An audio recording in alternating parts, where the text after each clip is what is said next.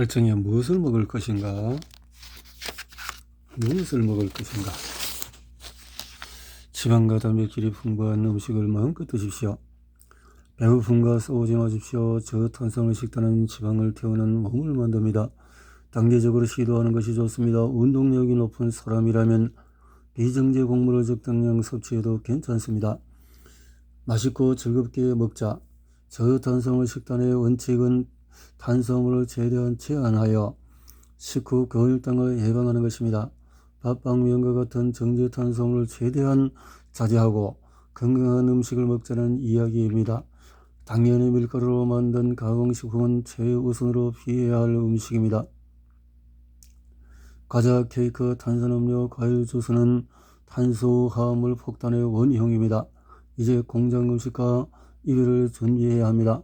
최대한 원형 그대로의 음식을 드십시오. 그래서 어떤 음식을 먹어야 할까요? 지방 단백질이 풍부한 음식을 드십시오. 주된 음식으로 영유와 생선을 배불리는 먹는 것입니다. 저탄수화물 식단은 배고픔과 싸우며 칼로리 제한을 할 필요가 없습니다. 저는 탄 환자들에게 맛있고 즐겁게 일하는 슬로건과 함께 저탄수화물 식단을 설명하고 있습니다. 이 식단을 통해서 살찐 사람은 체중이 줄어들고 마른 사람은 적정한 체중을 되찾게 될 것입니다.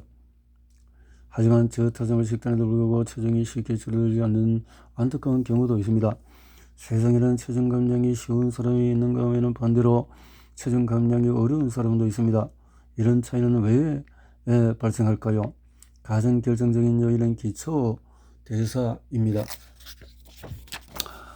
기초대사는 아무것도 하지 않은 상태에서 소비되는 에너지, 즉 생명을 유지하는 데 필요한 최소한의 에너지를 말합니다. 쉽게 말하면 아무것도 안 하고 숨만 쉬고 있어도 필요한 에너지입니다. 교토 부리부과대학 요시다 도시대 교수의 일본인에게 가장 잘 맞는 다이어트에 따르면 일본 여성의 하루 평균 기초대사량은 1200kcal, 개인별 편차가 커서 작게는 600kcal이고 더 많게는 2400kcal입니다.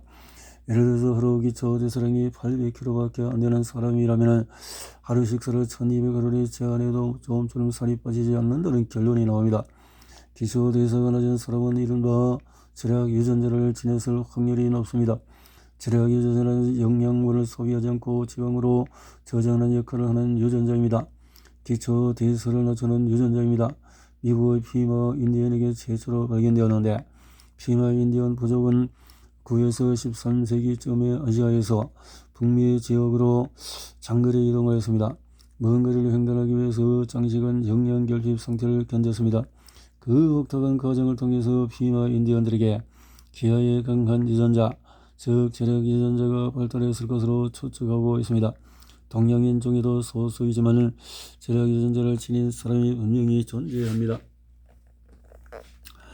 만약에 당신이 절약 유전자를 가지고 있다면 에너지 절약형 몸을 소유하고 있는 것입니다. 이 경우는 안타깝게도 저탄수화물의 효과가 낮을 수 있습니다. 이럴 경우는 저탄수화물 칼로리 제한을 함께 진행하기를 바랍니다.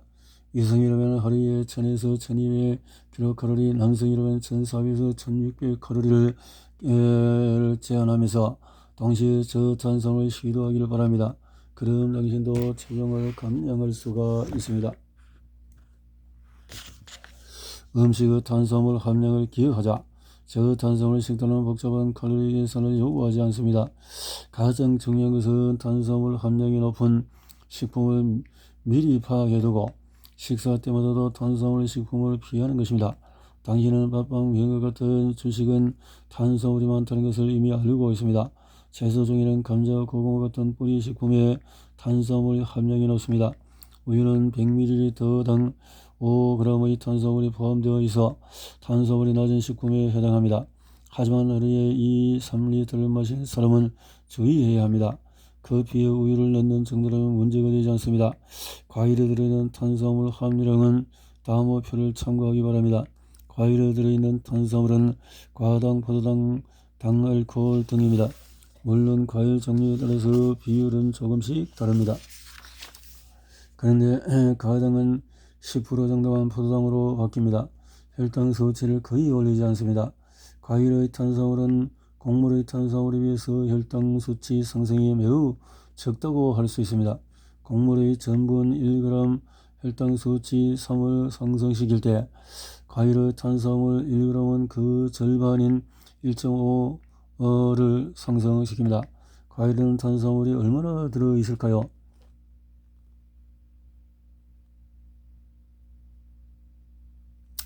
자, 과일에는 탄수화물이 높은 것은 바나나가 아주 탄수화물이 높은 걸로 나왔고, 무화과가 12, 예.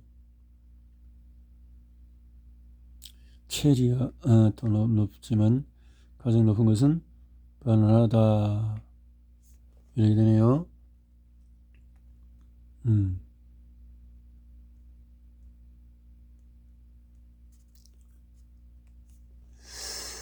100g 중에 탄수화물 함유량이 5g 이하인데 일반적으로 과일 100g은 탄수화물 10g 이하이며 50% 정도만 혈당에 영향을 미칩니다. 과일 100g을 먹어도 혈당 수치가 상승을 크게 염려하지 않아도 됩니다. 과일 100g을 먹어도 혈당 수치는 15 이하입니다. 일반적인 과일은 혈당 수치에 큰 영향을 미치지 않기에 과식하지 않으면 편하게 드셔도 좋습니다. 다만 바나나는 탄수화물 함량이 높기 때문에 섭취에 주의하기를 바랍니다. 바나나는 혈당 수치에 높은 영향을 미칠 수 있습니다.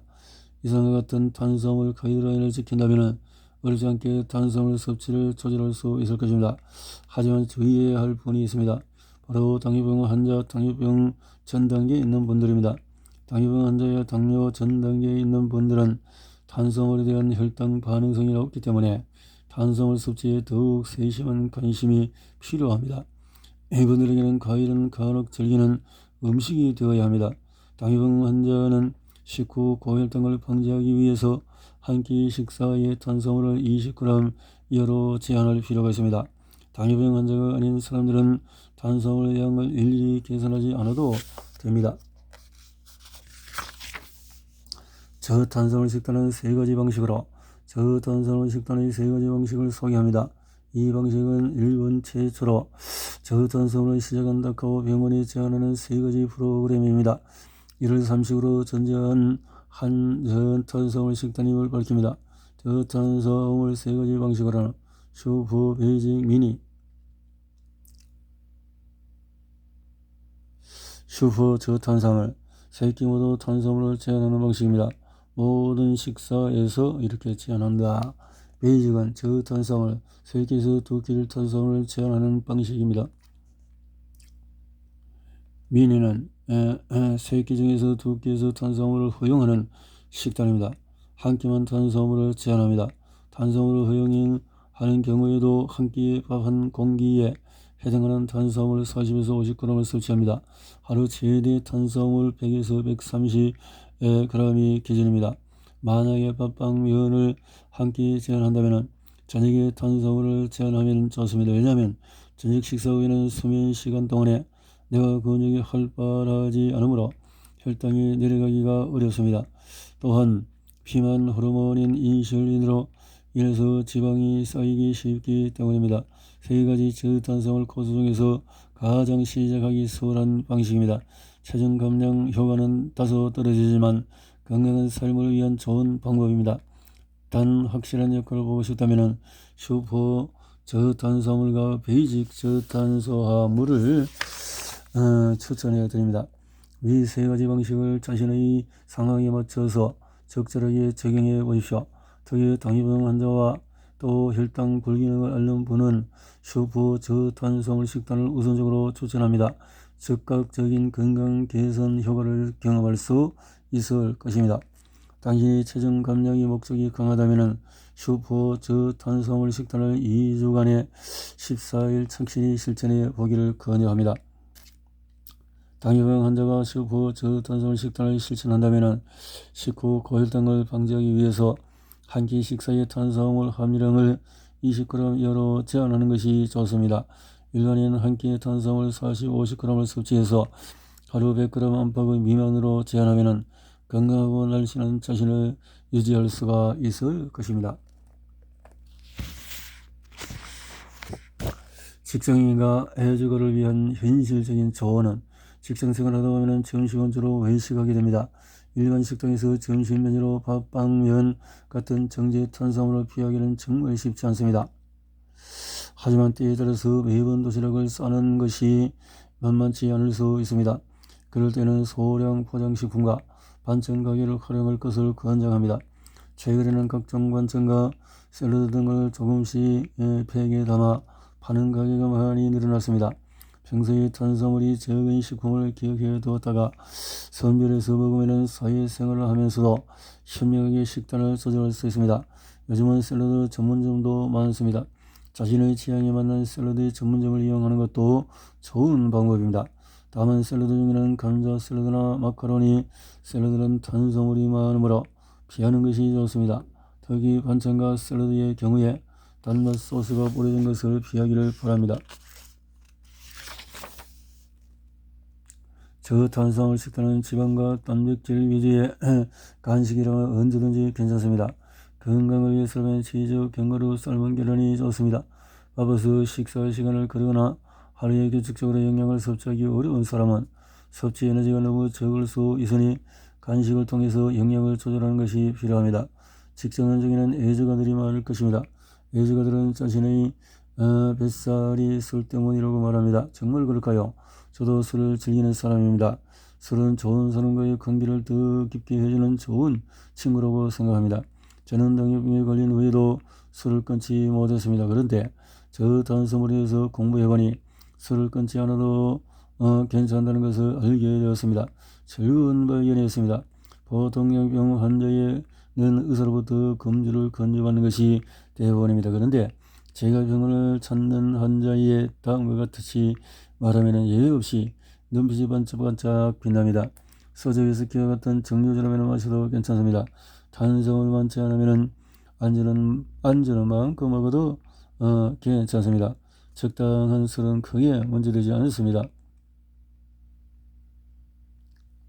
이 말은 무조건 금주해야 한다는 다른 식단에 비하면 애주가들에게 그야말로 천국과 지옥의 차이입니다. 이런 가족의 저탄수화물 식단은 술을 좋아하는 사람도 지속하기가 쉽습니다.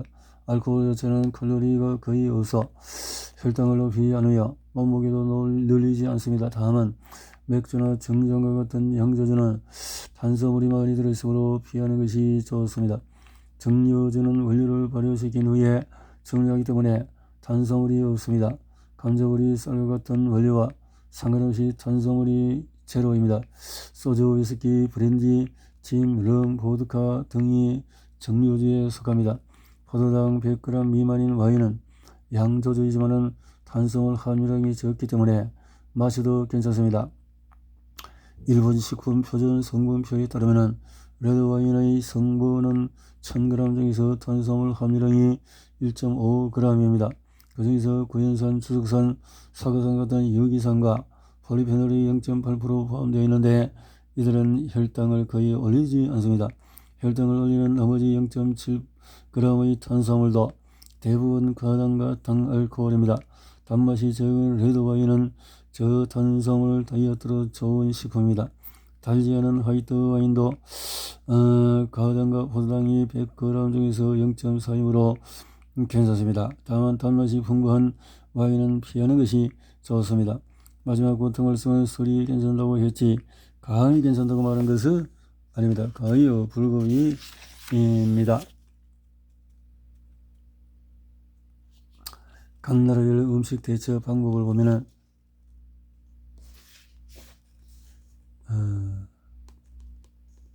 어떨까요?